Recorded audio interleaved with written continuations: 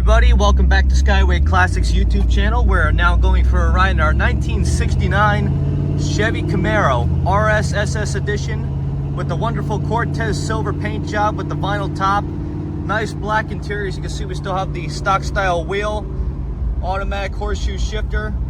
Really nice power steering, good power brakes, as we will demonstrate for you right now. Of course, we took it on the highway because it has such a beautiful sound coming out the back. Funny thing about this car is it is a original AC car, although it's disconnected. So if you ever do want to put AC in a car, this one is perfect for you. Has an aftermarket Alpine stereo system. It has a 12-bolt rear, aftermarket US SS mag wheels. Very mean system coming out the back. I just want to mention that. Really smooth for the 396 SS motor that's in it. Everything works as it should.